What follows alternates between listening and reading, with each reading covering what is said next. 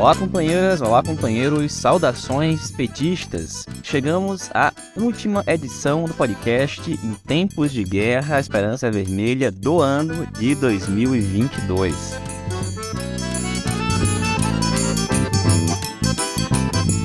Como prometido, na edição de hoje, a gente comenta as indicações para o Ministério do novo governo Lula, agora completo, bem como com os anúncios das novas presidências da Caixa e Banco do Brasil. E falamos também da expectativa e a preparação para a posse do novo governo, que ocorre neste dia 1º de janeiro.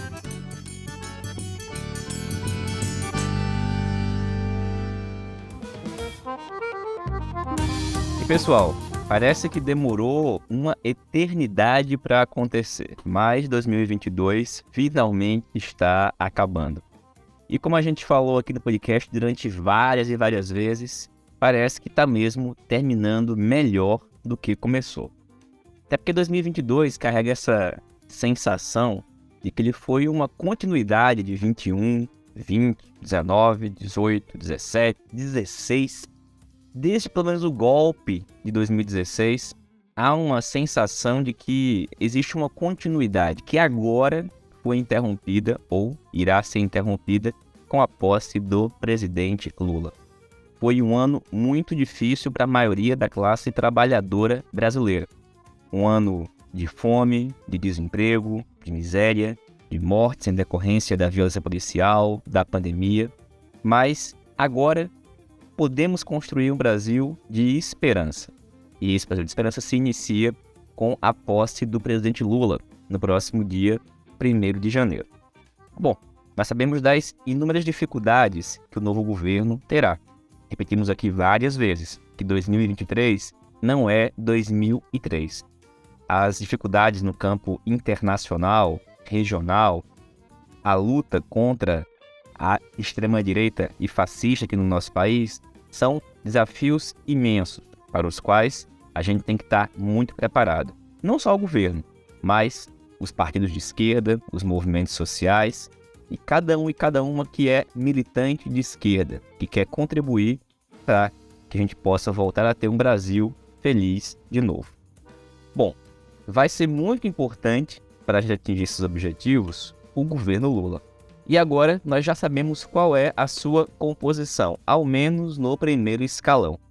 Lula anunciou nessa quinta-feira, dia 29, em mais uma coletiva de imprensa, os últimos 16 nomes. E no dia de hoje, Fernando Haddad anunciou também as duas novas pessoas que irão ocupar as presidências dos bancos públicos, o Banco do Brasil e a Caixa Econômica Federal. E a gente passa agora a listar e falar um pouquinho acerca de quem são os novos integrantes dos ministérios do governo federal. Serão ao todo 37 ministérios e desses, 11 serão ocupados por mulheres. E uma delas é Margarete Menezes, que passa a ocupar o Ministério da Cultura. A Margarete Menezes é baiana, é uma artista extremamente reconhecida, lidera uma organização não governamental que desempenha um papel fundamental na Bahia, na promoção e apoio aos pequenos artistas e à população mais carente, e ela assumirá o Ministério da Cultura, que tinha sido extinto durante os governos anteriores e que tinha sido, na verdade, usado como uma ferramenta de ataque contra a cultura e a classe artística brasileira. A Margarete Menezes, portanto, representa uma grande mudança nessa linha que se iniciou pelo menos desde o golpe de 2016. Também passa a ocupar agora o ministério Camilo Santana, do PT. O Camilo foi governador do estado do Ceará, foi senador eleito em 2022 e agora ocupará o Ministério da Educação. Existe toda uma discussão acerca do que foi e é a educação pública do estado do Ceará, com liderança nos índices de avaliação. Existem algumas contradições, é evidente, que inclusive tem que ser muito discutidas ao longo do ano que vem, qual vai ser o papel do setor privado, por exemplo, nesse novo governo, no que diz respeito à educação, mas há uma boa expectativa acerca da condução do companheiro Camilo Santana. Bom, outra pasta é o Ministério da Saúde, que vai ser ocupada por Nízia Trindade. A Nízia é carioca, socióloga, pesquisadora. Foi uma indicação muito importante por representar uma mudança na concepção em defesa do Sistema Único de Saúde, da saúde pública, e, portanto, também é uma indicação em torno da qual há muita expectativa. Para a Casa Civil, teremos o companheiro Rui Costa, ex-governador da Bahia, entre 2014 e 2022, e eleito agora senador. O Rui, que é economista e vai estar à frente do Ministério da Casa Civil. O ministro-chefe do Gabinete de Segurança Institucional será o General Gonçalves Dias. Será o único general neste primeiro escalão. Ele entrou para o Exército em 69, por meio da Escola Preparatória de Cadetes do Exército. E, bom, ele, fora da carreira militar, foi secretário de Segurança da Presidência da República no governo Lula de 2003 a 2009 e foi chefe da Coordenadoria de Segurança Institucional da ex-presidenta Dilma Rousseff. Bom, ele acompanha o Lula desde então e durante a campanha em 2022 foi a empresa de segurança em que ele é responsável e proprietário foi contratada para auxiliar na montagem dos eventos e que o presidente Lula participou pelo país inteiro. Na transição também foi indicado para integrar a equipe do grupo temático da área de inteligência estratégica. E, em certa medida, alguns acreditam que ele pode ser também um interlocutor com parte das Forças Armadas. Na Secretaria de Comunicação Social, nós teremos o companheiro Paulo Pimenta, do PT do Rio Grande do Sul. O Pimenta é jornalista e é deputado federal há bastante tempo. Foi inclusive reeleito agora na eleição de 2022 para o seu 6º mandato consecutivo enquanto deputado federal. Pimenta mantém em redes sociais como o YouTube e outros uma grande atuação e agora vai ser o secretário de Comunicação Social da SECOM. No Ministério das Relações Exteriores, mais um companheiro do PT, Alexandre Padilha. Padilha que é formado em medicina, já foi ministro da Saúde em outros governos nossos, já foi também ministro-chefe da Secretaria de Relações Institucionais no governo Lula, lá em 2009, e agora será o ministro das Relações Institucionais. Como secretário-geral da Presidência da República, também mais um companheiro do PT, agora de Sergipe. Será o companheiro Márcio Macedo.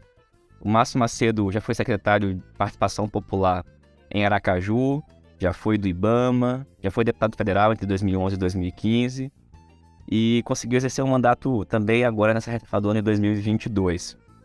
Ele vai ser o secretário-geral da Presidência da República, a quem algumas secretarias importantes podem estar vinculadas, como, por exemplo, a Secretaria Nacional de Juventude.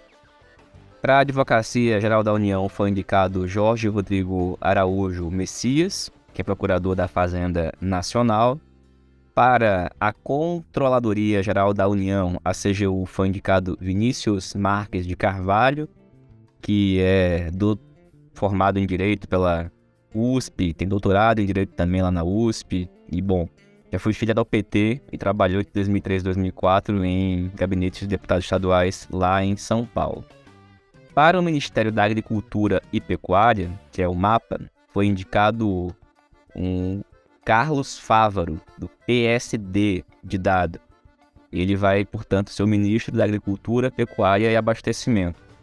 Ele é um representante do agronegócio, né? Foi vice-governador de Mato Grosso entre 2015 e 2018 e está agora ocupando este espaço muito por conta das relações, evidentemente, que o PSD estabeleceu com o novo governo e representa um setor do agronegócio do Mato Grosso e, bom, certamente vai ser um ambiente de muita disputa e com o qual a gente tem que acompanhar com muito cuidado os interesses que o Carlos Fávaro representará, em especial dentro de um governo que tem que mudar a lógica de hegemonia do agronegócio brasileiro, não só hegemonia no que diz respeito ao seu papel na economia, mas também que diz respeito à alimentação, né, e à capacidade de produção de alimentos para o povo brasileiro.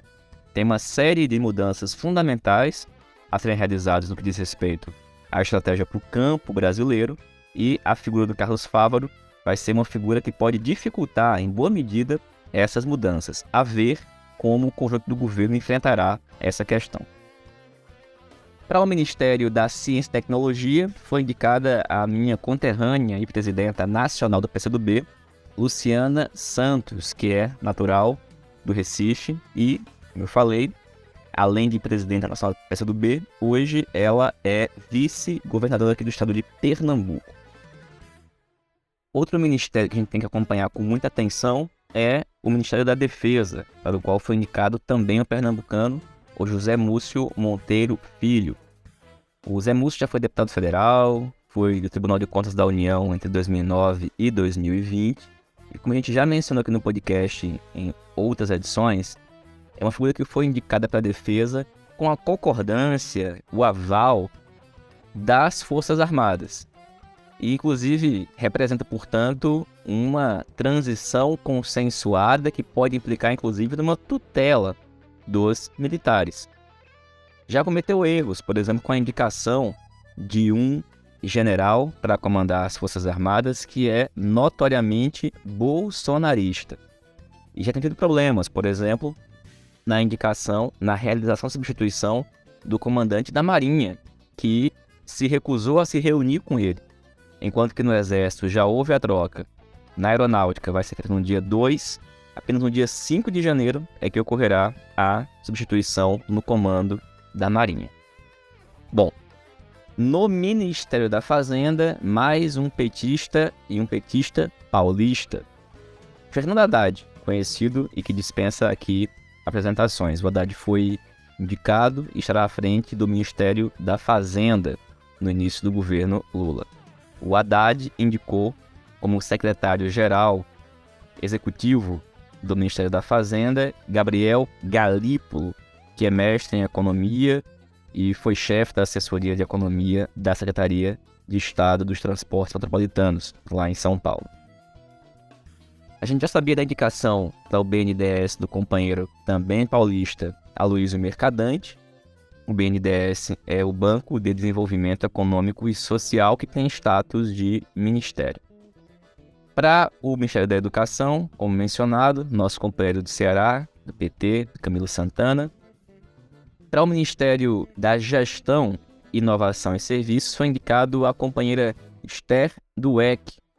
A Esther Dweck tem 45 anos, é doutora em Economia pela Universidade Federal do Rio de Janeiro e é professora associada também da UFRJ.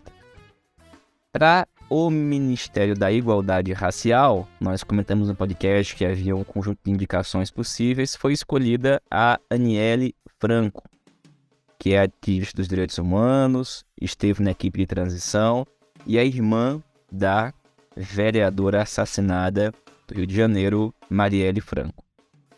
Para o Ministério do Desenvolvimento, Indústria, Comércio e Serviços, foi indicado o vice-presidente eleito, Geraldo Alckmin, que comandará, portanto, a pasta da Indústria e Comércio. Para o Ministério da Integração e Desenvolvimento Regional, foi indicado Valdez Góes. O Valdez Góes é do União Brasil, ou está a caminho, né, do União Brasil e foi indicado ao cargo de ministro pelo senador também do União Brasil, Davi Alcolumbre. O Valdez ele é filiado ao PDT, foi governador do Amapá, mas há esta ida dele para a União Brasil dada como certa, tanto é que foi na cota desse União Brasil que ele foi indicado. No Ministério da Justiça e Segurança Pública, teremos nosso camarada Flávio Dino, agora no PSB. Figura que a gente também já comentou aqui no podcast, aplaudimos a sua indicação. Ele cometeu 2 erros graves nesse início de anúncios de nomes. Primeiro, com relação a o chefe da Polícia Rodoviária Federal, depois com relação ao responsável pelo Departamento Nacional Penitenciário, DEPEN, voltou atrás nos 2 casos, se corrigiu e nós esperamos que o Flávio Dino tenha êxito à frente do Ministério da Justiça e não cometa novos erros, e se os cometer, evidentemente, também faça como fez agora. Para o Ministério da Pesca e Agricultura, mais um pernambucano, esse do PSD de Dado, André de Paula, que tem uma longa trajetória na direita, vindo lá do PFL. Durante muito tempo diziam que seria um sucessor de Marco Maciel, mas derrotado várias vezes nas urnas, não se reelegeu deputado federal, tentou agora ser candidato ao Senado, foi candidato, perdeu a eleição para nossa companheira Tereza Leitão, mas agora assumirá enquanto ministro da Pesca. Para o Ministério da Previdência Social, o PDT indicou Carlos Lupe, presidente nacional do partido, que também já foi ministro do Trabalho em outras gestões. Para o Ministério das Cidades, foi indicado Jader Barbalho Filho. O Jader Barbalho Filho, como o nome diz, é filho do Jader Barbalho, que é atualmente senador pelo Pará. Mas também é filho da deputada federal reeleita Elcione Barbalho, do Pará. E é irmão do governador do Pará, Helder Barbalho, que foi reeleito também pelo MDB e com a maior votação proporcional do país. Os Barbalho, portanto, ficaram à frente do Ministério das Cidades. Nas comunicações, e esse é um tema muito importante, foi indicado Juscelino Filho, do União Brasil. A indicação do Juscelino para o Ministério das Comunicações se deu nessa última quinta-feira, depois de muita coisa ter sido divulgada sobre esse ministério ter possibilidade de ficar com o PT. Vários nomes foram citados, como, por exemplo, do companheiro Paulo Teixeira, entre outros. E, de fato, é uma área fundamental e estratégica, e que não poderia, na nossa opinião, ser cedido, em particular, em uma área tão importante, para alguém como o Juscelino Filho, né? Que não só é do União Brasil, partido que ainda não está inteiramente na base do novo governo, pelo contrário, tende a não estar inteiramente por figuras que o compõem, como também é alguém que votou, por exemplo, a favor do impeachment da presidenta Dilma, é alguém que manifestamente foi contra as ações, por exemplo, de liberdade do Lula. E, bom, agora é uma figura delicada, mas que foi indicação do União Brasil e é, a partir da posse, o novo ministro das Comunicações. Para o Ministério das Relações Exteriores foi indicado Mauro Vieira. A gente falou dele aqui também no podcast, né? Já foi ministro e ocupou esse espaço em governos anteriores e, na nossa avaliação, também é alguém que a gente deve acompanhar de perto, em especial agora que a gente tem uma importante tarefa que é retomar a relação e a integração regional, mas também ir além das relações apenas com o conjunto da América Latina, da América do Sul, e tentar manter relações com o conjunto da América Latina e o conjunto também dos países africanos. Para o Ministério de Minas e Energia, foi indicado Alexandre Silveira, que é o único ministro do estado de Minas Gerais indicado, esse também do PSD de Dado. O Alexandre Vieira é senador eleito para o estado de Minas Gerais, agora ministro das Minas e Energia. Para o Ministério das Mulheres foi indicada a companheira Cida Gonçalves, lá de Mato Grosso do Sul. Ela tem 60 anos, nasceu em São Paulo, mas militou a vida toda em Mato Grosso do Sul. Agora estava como integrante do IGT de transição em relação às mulheres e agora vai ser a ministra das Mulheres. Para o Ministério dos Portos e Aeroportos, a gente já sabia da indicação de Márcio França, uma das indicações do PSB de bola. O Márcio já foi governador de São Paulo, foi candidato em outras oportunidades e agora assumirá na condição de ministro dos Portos e Desportos. Em 2022 ele disputou uma vaga e foi derrotado para o Senado na chapa com o companheiro Fernando Haddad. Para o Ministério do Desenvolvimento Agrário e Agricultura Familiar, o MDA, foi indicado também de São Paulo, o nosso companheiro do PT, Paulo Teixeira. Paulo Teixeira, que é deputado federal também já há bastante tempo, estava cotado aí para assumir outros ministérios, mas no anúncio oficial foi indicado como ministro do Desenvolvimento Agrário e Agricultura Familiar. Para o Ministério do Desenvolvimento Social, Assistência, Família e Combate à Fome, o Ministério do Desenvolvimento Social, já sabemos a indicação do companheiro Wellington Dias, que foi governador por vários mandatos no Piauí e também senador eleito em 2022. Anúncio de ontem, e um bom anúncio para o Ministério dos Esportes, a atleta Ana Moser, de 54 anos, uma vitoriosíssima atleta no vôlei, uma referência, foi capitã da seleção brasileira e conquistou a medalha de bronze nas Olimpíadas de Atlanta, vice-campeã mundial, tricampeã do Grand Prix, enfim. A Ana Moser vai ser a nossa ministra dos esportes. Para o meio ambiente, a indicação de Marina Silva. A Marina, que atualmente compõe a Rede Sustentabilidade. A Marina foi candidata à presidência da República algumas vezes, já foi do PT, já foi ministra do Meio Ambiente em outros governos do presidente Lula e agora volta a assumir esse ministério. Para o Ministério do Planejamento e Orçamento foi indicado Simone Tebet. A gente comentou aqui em algumas edições as hipóteses e possibilidades da Simone assumir, por exemplo, outro ministério como era do seu desejo, ao que tudo indicava. Ao fim e ao cabo, ela foi para o Planejamento e Orçamento. E é mais uma área que a gente tem que acompanhar com muita atenção, porque também é uma área fundamental para o funcionamento do governo. E ela representa uma concepção e uma orientação política e econômica muito distinta daquela que nós achamos que o governo deve ter, que pode, inclusive, ser contraditória em grande medida com o que o conjunto do governo vai executar. A ver, portanto, como será que esse ministério funcionará junto ao Ministério da Fazenda e aos demais. Foi indicado para ministro do Trabalho e Emprego, nosso companheiro também de São Paulo, petista Luiz Marinho, deputado federal eleito agora em 2022 e o atual presidente estadual do PT lá em São Paulo. Para o turismo, uma indicação assaz curiosa. Foi indicada Daniela do Vaguinho, do União Brasil do Rio de Janeiro.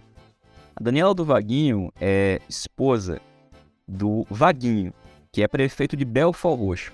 Para quem acompanha o nosso podcast há mais tempo, vai se lembrar que, como a gente comenta de tudo aqui, fala dos bastidores, houve em 2020 uma grande polêmica acerca de quem o PT apoiaria para a prefeitura do Rio de Janeiro. Porque o Vaguinho era, à época, um bolsonarista, mas tinha gente do PT querendo apoiá-lo e publicamente falando isso, dizendo que ele não era bolsonarista, que ele era, abre aspas, malandro, fecha aspas. Bom, nesse momento parece que compensou os movimentos desse setor que engoliu o bolsonarismo do Vaguinho, como ele se mostrou, e agora a Daniela do Vaguinho é indicada ministra do Turismo. Ao que todos dizem, o Vaguinho fez campanha para o Lula e tudo mais, declarou apoio e etc. Bom, a ver o que acontecerá agora com a presença deles no Ministério do Turismo. Para os direitos humanos, a indicação é de Silvio Almeida, intelectual, doutor em Direito pela USP, mestre em Direito Político e Econômico pela Faculdade de Direito da Mackenzie.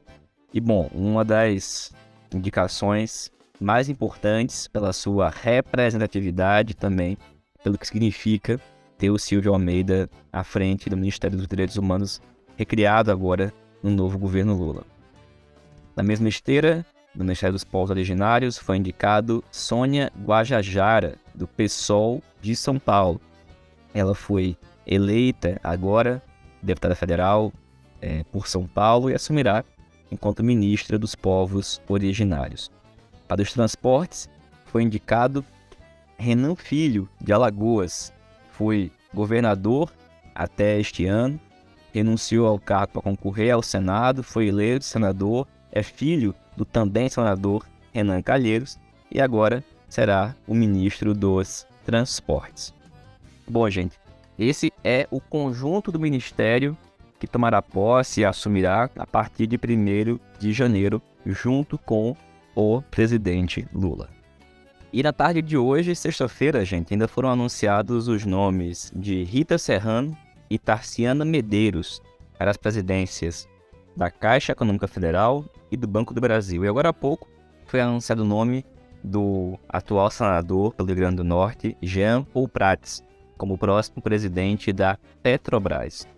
Sobre essas indicações, uma questão muito importante é o papel que eles têm que cumprir à frente das empresas públicas no que diz respeito ao investimento nacional, a mudança na política econômica da Petrobras, uma alteração na sua política de preços, inclusive como uma medida para reduzir o preço dos combustíveis, uma vez que já foi informado pelo ministro da Economia, Fernando Haddad, que não ocorrerá aquela política adotada pelo governo Bolsonaro de abrir mão dos impostos federais e uma outra medida será adotada com relação aos combustíveis.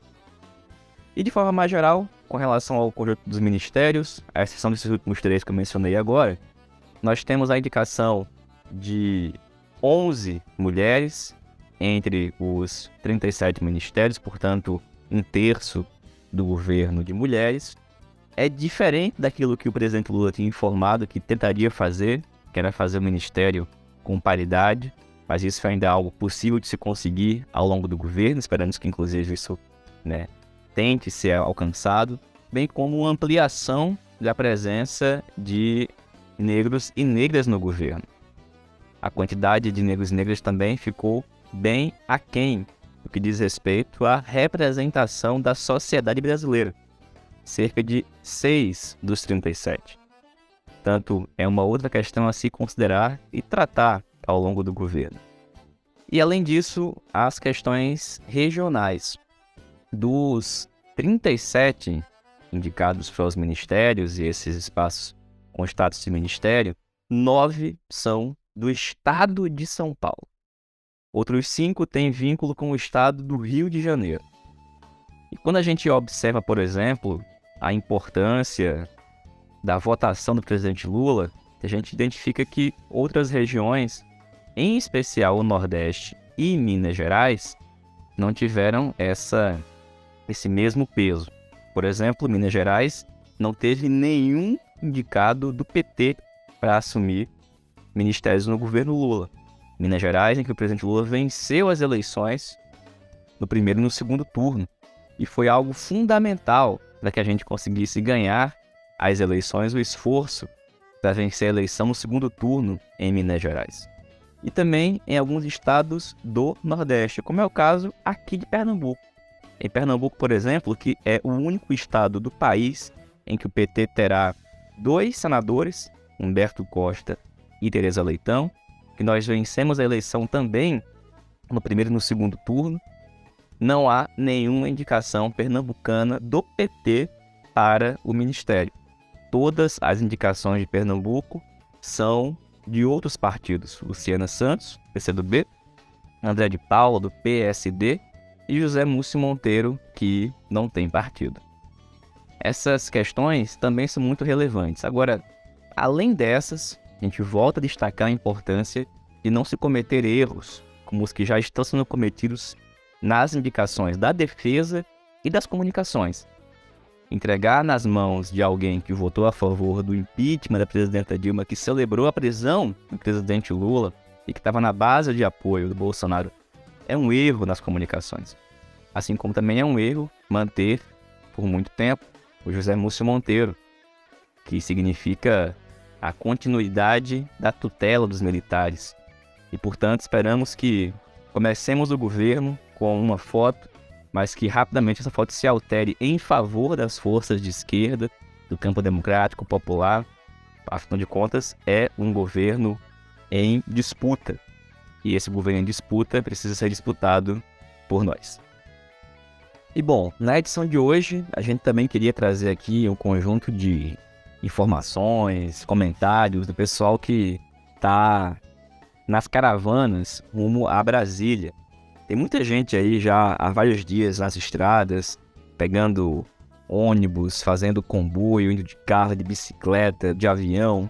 Bom, o fato é que vai ser uma posse, de fato, muito, mas muito expressiva. E a gente acredita que tem que ser assim mesmo. Existe um movimento aí preocupante da extrema-direita e a gente só consegue derrotá-los e impor uma vitória sobre eles, como a gente fez na campanha, com muita mobilização. Acontece que o pessoal está nas estradas, a gente, portanto, não conseguiu obter áudios, comentários, como era o nosso objetivo. Mas fica aqui o registro dessas importantes manifestações que estão ocorrendo, inclusive dentro dos aviões, nos aeroportos, nas rodoviárias. As redes sociais estão cheias de vídeos, fotos, comentários de gente que está se encontrando, né, e festejando. Já tem milhares de pessoas em Brasília, em acampamentos, em assentamentos, e isso é decisivo, né? Tem festas, rodas de samba, existe um ambiente cultural que, bom, vai ser ainda mais potencializado no domingo, dia 1º, no Festival da Esperança que vai ocorrer lá em Brasília. Importante destacar que o atual presidente da República, no momento em que eu gravo esse podcast, ao que tudo indica, já fugiu, já está em um avião rumo aos Estados Unidos, afirmou que não passará a faixa para o presidente Lula. O vice diz que também não o fará, e nós ainda não sabemos quem será o responsável por passar a faixa para o presidente Lula. Acredito que seria muito simbólico se quem fizesse isso fosse a ex-presidenta Dilma Rousseff.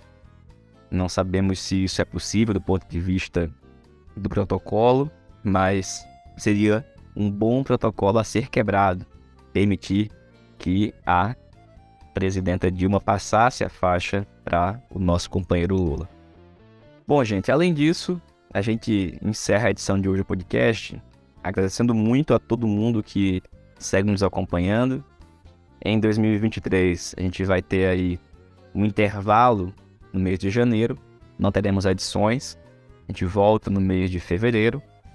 Agora, como foi informado também aqui ao longo das últimas edições, a gente vai realizar uma série de outros programas, outros podcasts sobre formação política, sobre o Foro de São Paulo, e todos esses programas vão ser disponibilizados e enviados. Basta continuar acompanhando aqui a nossa produção.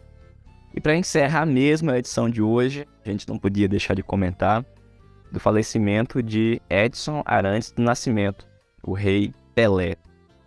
Desde a Copa do Mundo, né, que a gente vinha acompanhando o estado de saúde do Rei Pelé, ele que lutava contra um câncer que agravou, ele estava internado e infelizmente no dia de ontem, né, foi informado do falecimento do maior jogador de futebol e talvez um dos maiores atletas de toda a história.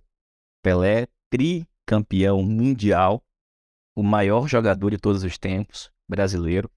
Evidentemente que, como todos os indivíduos, cheio de contradições em algumas das suas posições, inclusive políticas algumas vezes, mas o fato é que, independente de qualquer coisa, Pelé foi sim o maior de todos. E a gente deixa aqui o registro da importância dele para o Brasil, para o futebol e para o esporte. A gente se reencontra, pessoal, no próximo ano. Um bom fim de ano a todas e a todos. Um 2023 melhor do que 2022. Saudações petistas e até mais.